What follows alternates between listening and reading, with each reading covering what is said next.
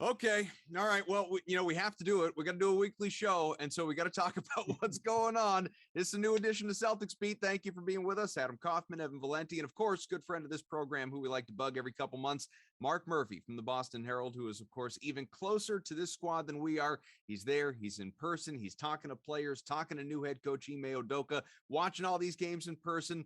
And fortunately is willing to keep talking about them even away from the team. He's not totally miserable yet. How are you, Mark? I'm good. Feel like I've already lived about 30 games, but it's 5. So I'm glad you said that, because this is well, there are a few things. One, this is going to be largely a mailbag episode. I think that we haven't done this in a while, Mark, and Evan obviously knows that as well. I think with what's going on, handful of games in, it feels like time to really, give a voice to the fan, to a listener. And so we have, oh God, I can't tell you, we received so many questions on the heels of last night's loss, which was so frustrating there to the Wizards. But I picked some of my favorites, and I think they really aligned with a lot of the talking points that we would otherwise have anyway. So, we'll get into those as we sprinkle on through the show. Yeah, it'll be perfect. But I do want to start with this before we get to the questions. So it's been 5 games. As you said, it's felt like maybe 30. It's been 5 games. We've had multiple overtime games. We've only had one real blowout. So, most of these games have been close, at times frustratingly close, quite frankly. They shouldn't be. Now, we've seen guys, much like last year, in and out of the lineup already, whether it's COVID or injury related. Al Horford's been in and out. Jaylen Brown obviously missed time right off the top. He's been very up and down, something I'm sure we'll get into as well. We've had the new head coach. Ime has complained about his team's effort, about energy, about attitude, about poor shoot arounds, talking about the team getting punked after the home opener when they lost by 1 billion points to Toronto in the first game with, full fan attendance, first regular season game in nearly 2 calendar years. It's been quite a ride. But what I will say is this, guys. Evan and I, we spent so much time on this the last couple of years. Mark, I'm sure you were part of some of these conversations as well. Here's where this season is a win, is an absolute win so far with what we've had. It is a win for the crowd that has been telling you for a couple of years, don't just point all your fingers at Brad. This isn't all on Brad. This isn't solely a Brad Stevens thing. Don't just assume a new head coach is going to come on in and just fix everything. Get rid of hashtag fire Brad. We already have hashtag fire Ime, Mark. People are calling for Ime Udoka's head. It's unbelievable. I saw a couple of those last night, and then the Brad people are now going, see, wow. That's what I'm saying. It's the same old crap. It really is. But what Ime is trying to do, and when he was talking about Jaylen last night, for example, and he referred to, this is a guy who came in off COVID, has some lingering knee issues, same thing he had last year. And he goes up and down for 5 games, from 46 points to last night. And Ime called this mind-boggling. Well, it was a weird term to use, wasn't it? You're forgetting the COVID, and you're forgetting the knee. I mean, that's and the incredible minutes. I mean, he played 46 minutes against the Knicks. After 10 days in quarantine. Ime has got a little bit of Thibodeau in him. He's going to play guys as hard as he can. Mm-hmm. So it's frightening, actually. But he's trying to change that culture that existed under Brad, and he's already frustrated, I think. Last night was a sure sign, but just and they deserved it, and something else you were talking about, their 2 big low effort games this year were both at home. Yeah. So what's that? I mean, I think they get very comfortable with themselves. They had a great win in Charlotte the other night. I mean, Charlotte is a good team, but then you come back and do this. Montrezl Harrell just, he might as well have just pulled up a chair to the bar and started eating. I mean, it was just incredible. Well, like I said, I asked for questions after the game last night on social media, and one of the first I got, which was, this is one of our real questions, but it was a real comment, from Aaron, said, after watching this, do I drink battery acid or bleach? Yeah, I love that. That was awesome. Buckner's revenge. Love you. That's how a lot of fans, and I mean, it's an extreme, obviously. It's not quite as extreme as Joakim Noah comparing Derrick Rose's knee injury to 9/11, if anyone didn't see that on social media. But it's extreme. That was a reaction that a lot of people obviously were having after that game. And just to build on that, to build on what we've been talking about already, and these are like the conversations that I have with you guys, that I have with friends that text me, that we're watching the games. It's how lost and confused players are looking so far early this year, and it's not necessarily literal visual finger pointing on the floor, but the looks they give each other of not having a clue where they're supposed to be and when, just not understanding Ime's strategy, and people, I saw some of the pushback. People want to point to a lack of cohesion on the floor. Look, you have new faces, you have new bodies, look, I would love to, as without like the green goggle glasses, I'd love to sit here and make that excuse. I really would. It would help me sleep at night. But here's what it comes down to. You can point to a lack of cohesion all you want, and there's something to that on offense. I will give you that. And rotations and inconsistency, there's something to that for sure. Yeah. But on defense, guys, players said this. Like Tatum has said this, Brown has said this, Ime has said this, Horford said this last night. Effort. It's just effort. It's effort. It's energy. Like it. I know there's an element of being where you need to be, but more than that, it's effort, it's energy, it's intensity, it's will, it's desire. And that has been missing. And I don't understand, Mark, how that has been missing 5 games into a year when you have new players, you've improved your team, you have depth, you have more depth than you had last year, and you have a new head coach who's just, everybody was so high on, like Brown and Tatum, especially obviously as the pillars of this team, were so high on having a guy that they had played for in the past with Team USA and in obviously the FIBA tournament a couple years ago. Smart was there as well. So high on this guy coming in. And I'm not sitting here telling you that Ime Udoka like stinks. He can't coach. He's going to be bad. Get rid of him today. But the fact that there isn't a higher level of personal pride right now, I don't get it. Yeah. I think one thing schematically, I think a lot of these guys are having trouble with the switching. I think, there's a lot of communication that isn't there. I can't tell you, why is Rob Williams on the perimeter when Montrezl Harrell has the ball in the paint? I mean, it's, he's caught out there a lot because he switches out there. So, they finally had to make an adjustment the other night in Charlotte where they switched 4 guys and left Rob basically on the big. I mean, maybe that's a system you have to go with, but I don't think they're there yet in terms of this whole switching thing. I mean, I think they may have to go more traditional at some point. But doesn't that also come back to coaching of, knowing it does. It shouldn't be, and this again a text I got from a friend, like it shouldn't be switch everything or switch nothing. There's that middle ground that for some reason they're not understanding. I mean, let's face it, you need the Time Lord at the rim. You don't want him out there. It's that if he had been properly positioned last night, then you wouldn't be getting killed by Harrell every time he's in the paint. It's so that I think it's coaching, but the coach has to make that kind of an adjustment.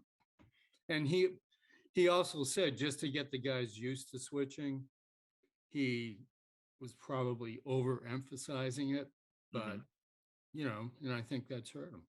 Tell me how you feel about this, and then we'll let Evan go too, because I know I've been monopolizing this. But this was something I got from someone.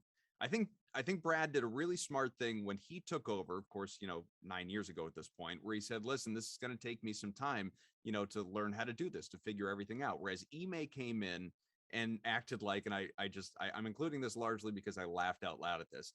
Ime came in and acted like Captain Accountability, like he's above all the mistakes that are being made. Right. It's bad management and it's alarming. Right. Are you seeing some of that? Yeah. And he's, from our standpoint, it's like we love it because he says what he thinks. But what he does is he's called his players out quite a bit already. And that's going to take some getting used to. Brad was Joe Biden, compared to this. Yeah, Brad went 8 years and didn't call a guy out. Yeah. And, already it's, we're going to get our asses kicked where,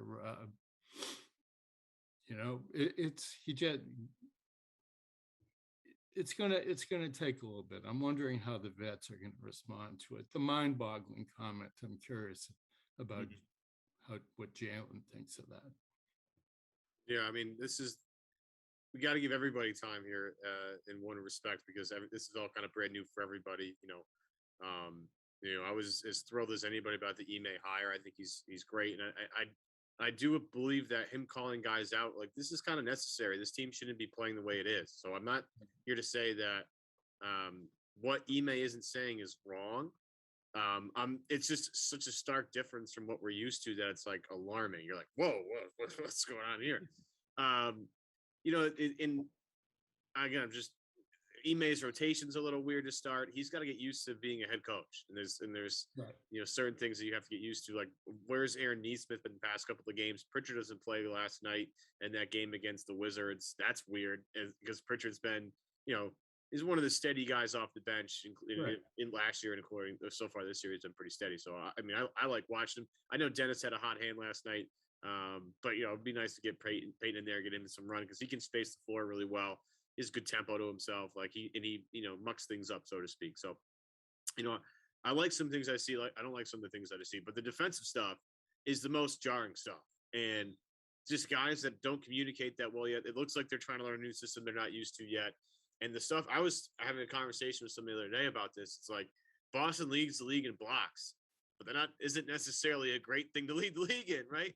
You have great timing, anticipation, but it also means people are getting to the rim too. Yeah. And as much as I love watching, Rob Williams, launch balls into the third row and him come out of nowhere, he does so many things that are just like jaw dropping that nobody else can really do. Like, I'm talking like not that many guys can do what Rob Williams does in the defensive end, where he guards 1 through 5 because they switch. So he's the guy as Mark was saying earlier, he's the guy on the perimeter guarding, Bradley Beal while Montrezl Harrell's in the paint with Dennis Schroeder on him trying to get position. It's not really a great look. And some of the things, like if you look at some of the advanced stats with Jayson Tatum right now, like I'll throw this at Tatum's defense has been a little off to start the year too. And some of the things that I don't like is him like not fighting through screens to get to it. Like there are so many guys they're switching deep defensively and they're going under screens, leaving 3-point shooters wide open. I'm like, instead of doing that, why doesn't Tatum just fight through the screen and get a hand in there instead of waiting for the guy that's helping to step? Like, it's just, it seems like this is going to take time. Okay. And like, again, some of the numbers are great. Like, and at some points they turn it up. Like yesterday, the third quarter, they're pressing full court. They're getting in guys' airspaces and ratcheting things up. And that's when they made their comeback. And I love that. Like, that's awesome. Like the intensity was great. The ball pressure, like it felt like times last year Brad would wait too long and do that. I like the fact that Ime's going to go to that a little bit earlier in games to try and swing some momentum. So I like that. But there's some other things that need to fill out. I mean, look, 5 games into the season, not exactly what you're looking for, but there's a long way to go here. But the unfortunate part is it feels a lot like last year, even though there are so many new faces, including the head coach. There's still this like weird vibe surrounding this team of like, like there's like a stink that they can't wash off. And the contrast is when Brad first came in, no expectations. Who cares? They bottomed out. Marcus Smart, we're building something here. With Ime, you now have a team that's had 2 young guys go to the Eastern Conference Finals a handful of times. There's a decent amount of expectations that are riding on this. So, there is a little bit of a runway, but that runway is much, much, much shorter than Brad's was when he first got the job. It is going to take time and but the effort thing. I mean, where does that come from? So we does it come from shoot around? Is that where it comes from? Is that where energy is? That's where they leave their energy before the game. I will say this: he's the new sheriff in town and so forth, and he's going to coach him harder. But he's just, for example, he's been pretty generous with his off days or just lighter workouts. Mm-hmm. It's not like he's not Pat Riley. Yeah. Well, and you can't be in 2021.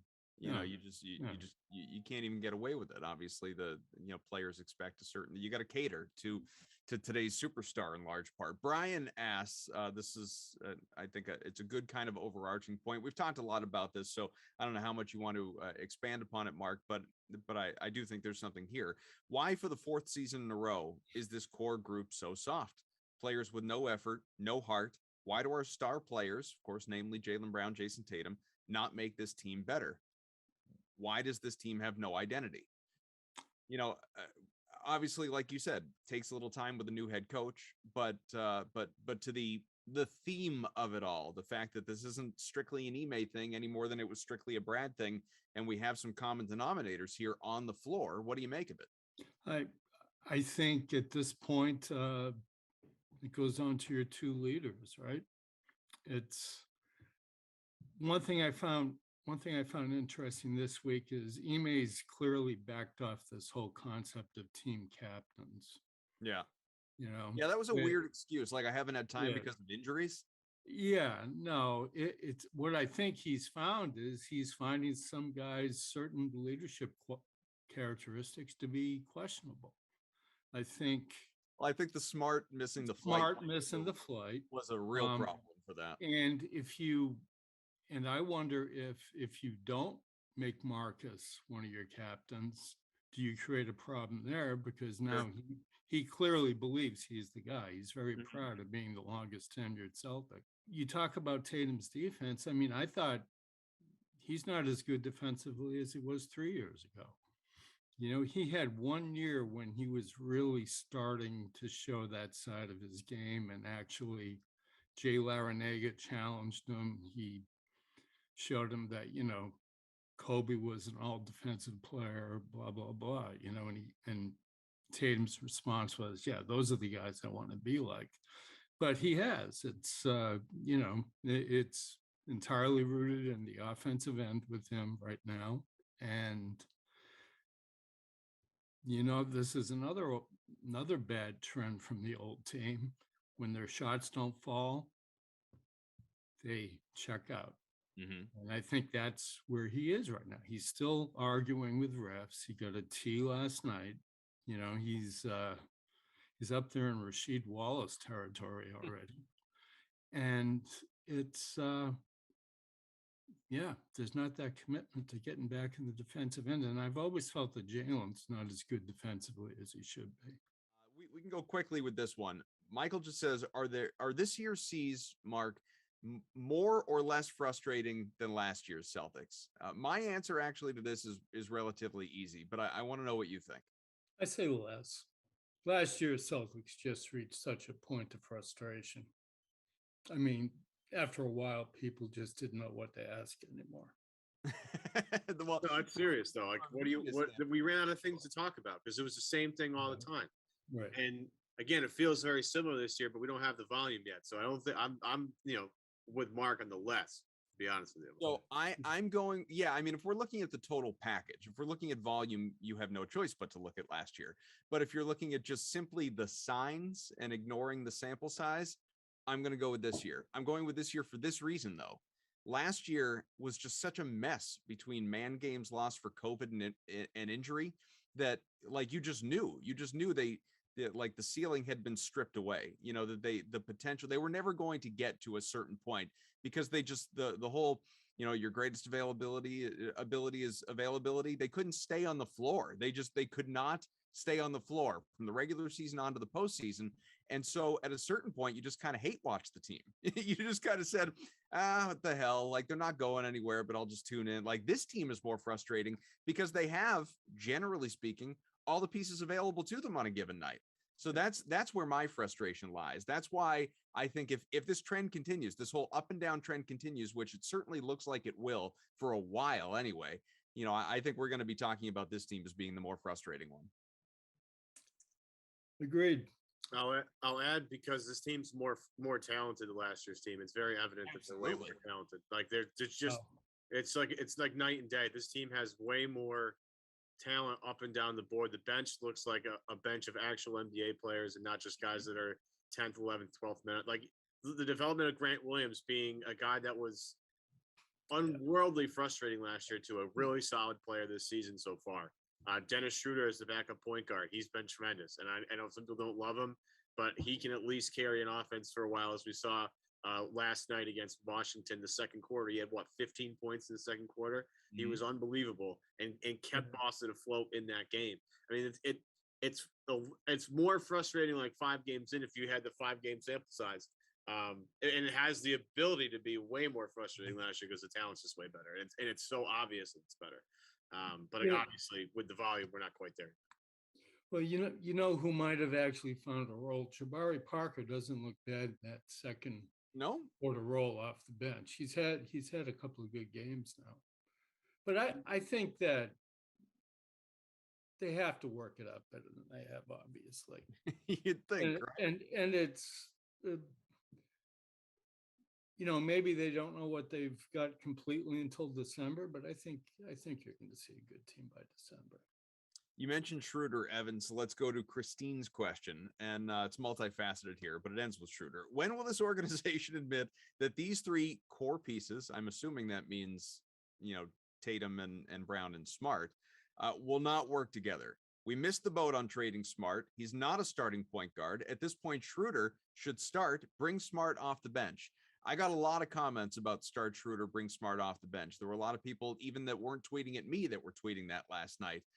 How do you feel about that, Mark? Is that I know some people have a stigma about them, for lack of a better word, where they say, you're paying that guy that much money, you're going to bring him off the bench. He has to start. Look at what Schroeder's making. He has to come off the bench. The finances need to work. Ignore that.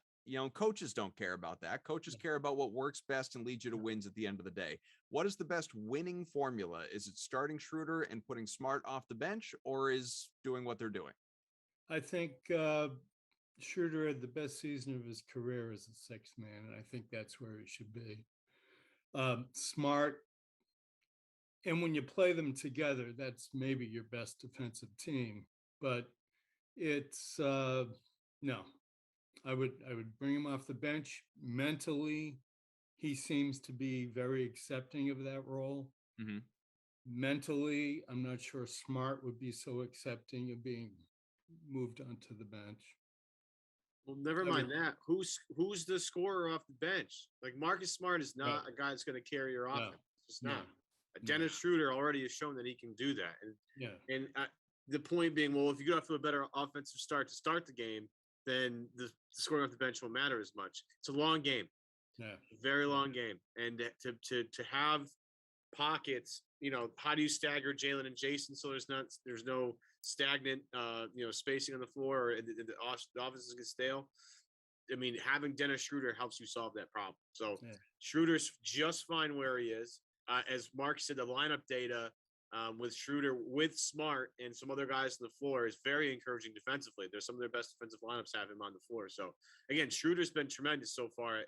What an addition for the money they're paying him. But right now, again, just for continuity's sake, no, Smart has to start. And especially because Smart's not going to dominate the ball as much as Dennis does. Like Dennis feels like a guy that if he gives it up and gets it back, you're not getting it back. That's just the way it's going to be.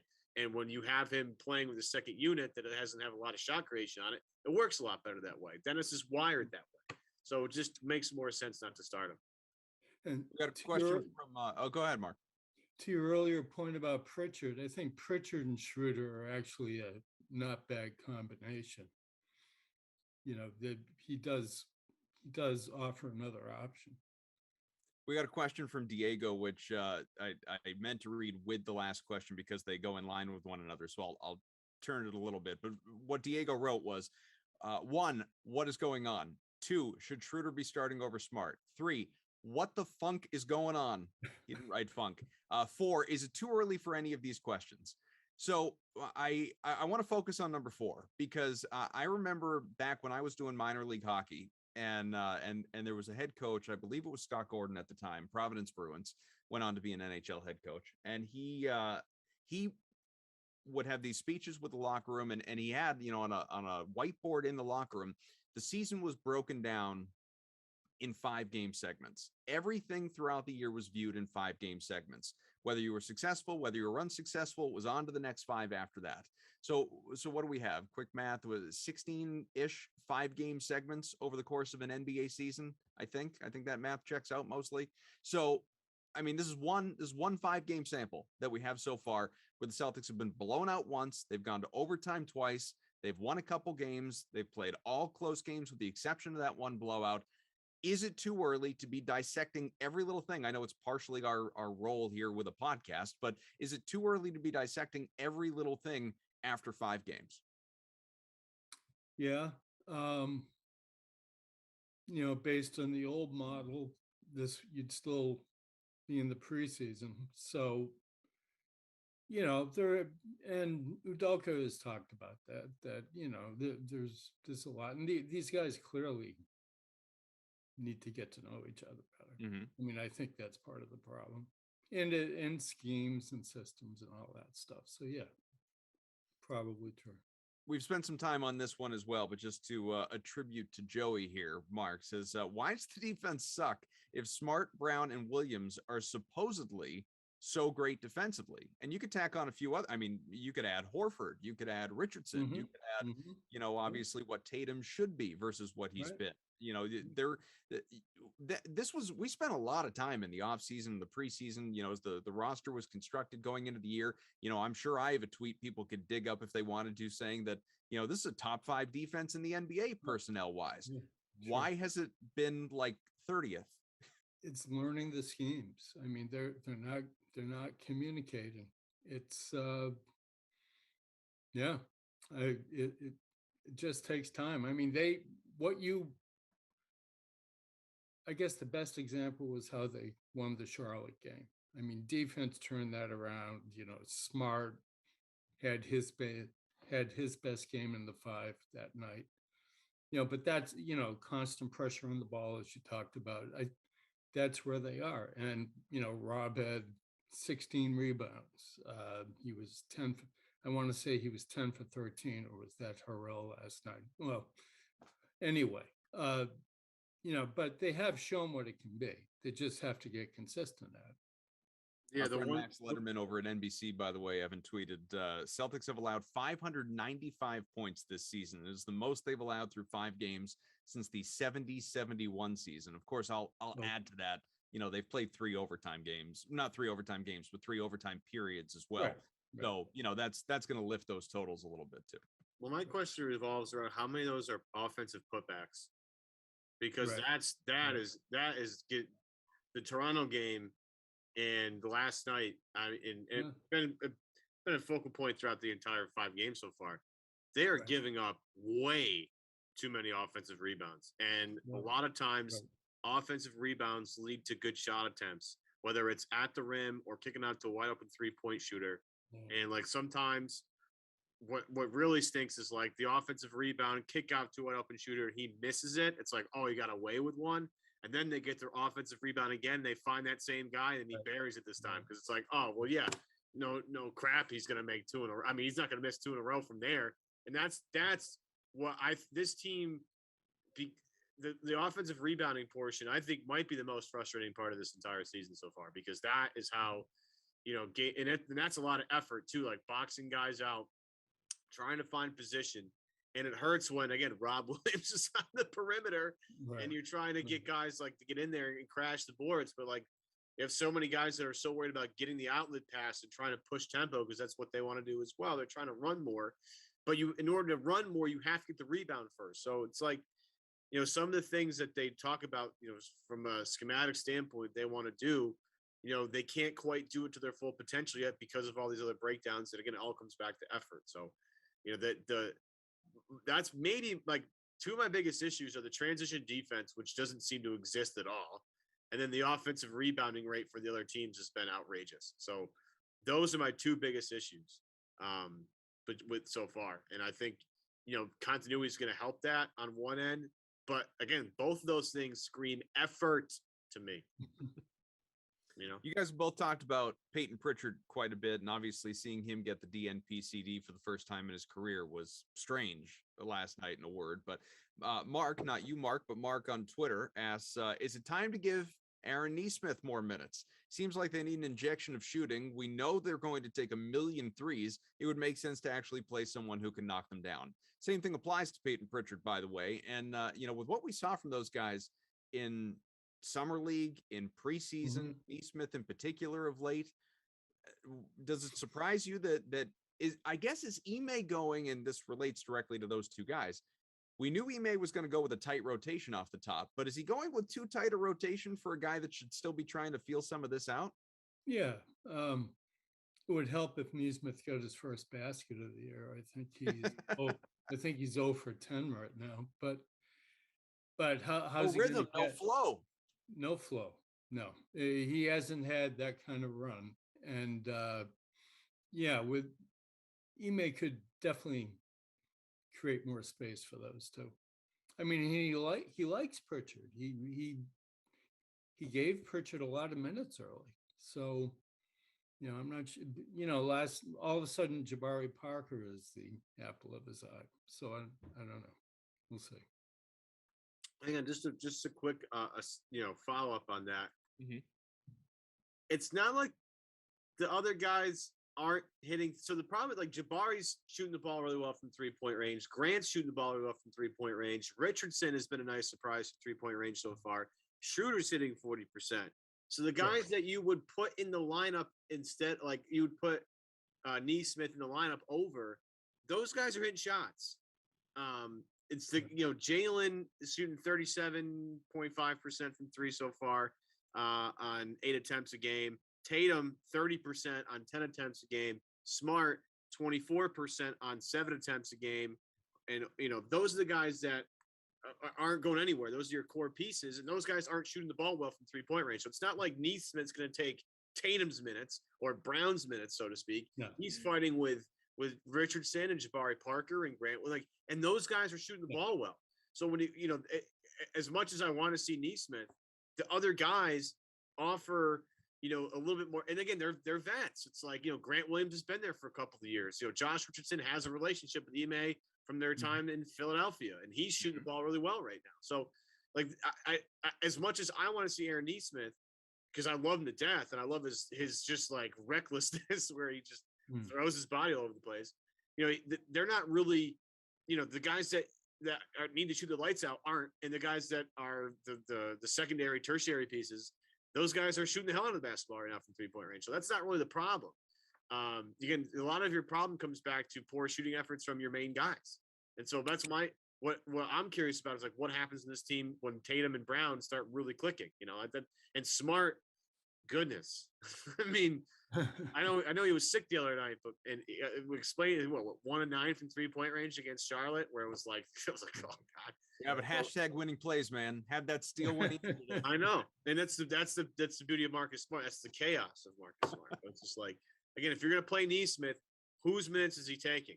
Okay, why is he taking those minutes away from Josh Richardson when Richardson is obviously a very plus player on defense, and he's shooting the basketball really well? So, like, those are the things you need him to do. So I just don't see, as much as I love Nesmith, I don't see where it comes right now, especially because unless Nesmith comes off the bench and starts hitting at an absurd rate, like, he's just not going to play right now. This question, we have other questions we'll get to before we get out of here, but this one, I'm still getting responses to it on Twitter that I had posted, and it jogged my memory, and I'm glad that Mark, you in particular, are here to address it, because Mark Murphy tweeted, Ime Udoka on Jayson Tatum's triple-double potential. He's a guy that I feel should get 5+ triple-doubles a year. He's on pace for that with the way that he's moving the ball. Adam Kaufman quote tweeted that and wrote, I don't understand why this is important. The triple-double is a vastly overrated stat for both a player and team success. Mark, I just think the triple-double is so... I thought it was another curious thing, and I'm being polite in saying that. I thought it was a curious thing for Ime to say, because I just think that, the triple-double is just such an antiquated Yeah. Like we spend so much time talking about how wildly overrated Russell Westbrook is, who literally averaged triple doubles for seasons on end. I mean, look, don't get me wrong. It's fun to see a guy, with a triple double, but it's honestly, it's about as interesting, in a way as like a guy hitting for the cycle in baseball.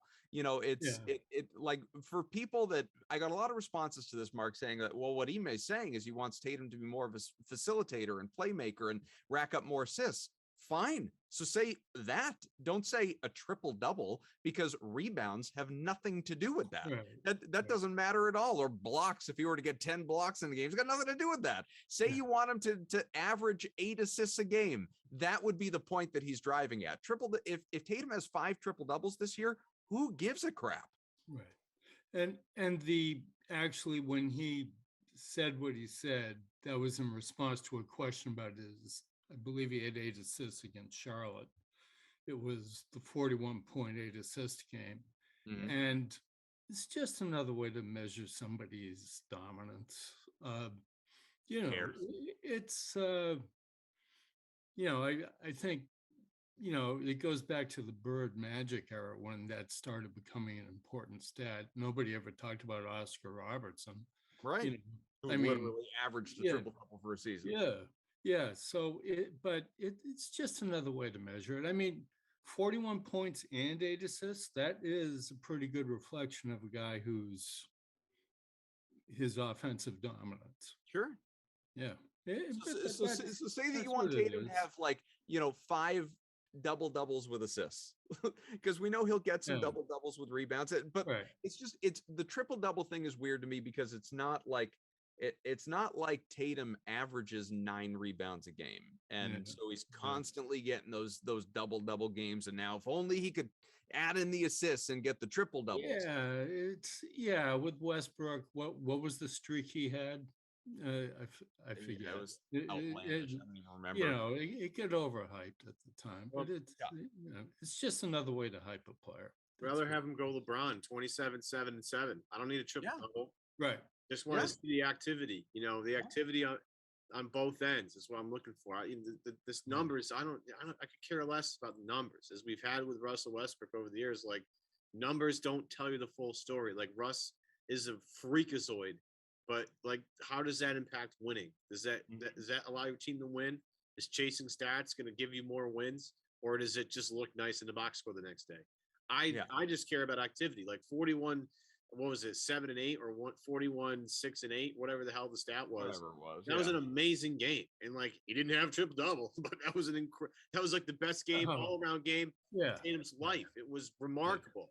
The passing is clearly there, but it's just triple doubles to me mean nothing, especially when you don't get a win attached to it. So, if he doesn't average, I don't care. 27, 7, and 7 is a really good, impactful game on both ends of the floor. That's all. I would rather have that. I don't care. The points, if you 28 points a game, cool. But if you're somewhere near that 27, 7, and 7, you're a very impactful player. That's all. Right. So our last set of questions, we won't ask them all because we've covered a bunch of them already. Comes from my guy Lifshatz, who hosts the Over Under podcast. For anyone that's unfamiliar, it's really good. Let's see, there are a couple here that we haven't really touched on, at least fully, which is why are we burning Robert Williams out so early? As you mentioned, there's definitely some Thibodeau and Ime in that respect. So I'll let you touch on that. The other one, as it relates to Ime, and we've sort of danced around this one quite a bit, why isn't Udoka getting through to this team?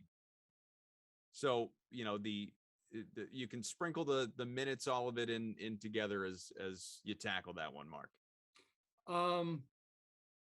He loves Robert Williams. I mean, he's the anti-Brad as far as Robert Williams goes. I mean, he wants to use him as much as possible. And it's, Rob has leg issues. And so,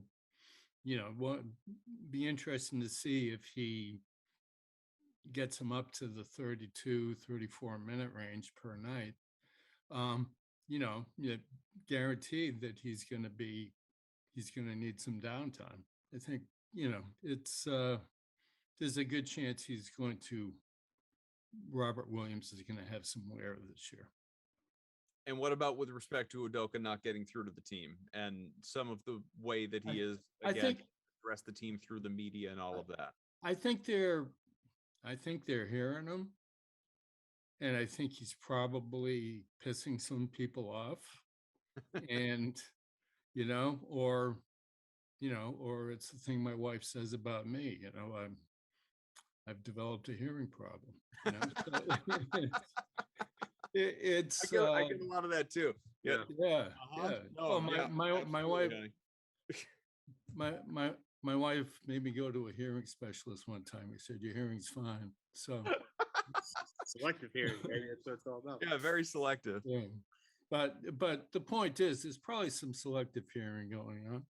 Yeah. But isn't this what the players, I'm trying to think of, you can remind me, the both of you. I'm trying to remember if the players themselves said this. I remember Ime saying it, that, Tatum and Brown both told him that, coach us harder. Like we want to be accountable. It sounds great when you say it, right? Yeah. Right. But I guess what I'm saying though, is it true? Do they actually want that? Good question. Can I push back on that? Because Yeah. I think I wanted to end this podcast at a somewhat positive note at some point, so I was going to make this point. Sure. It's a good time to make it. Yeah.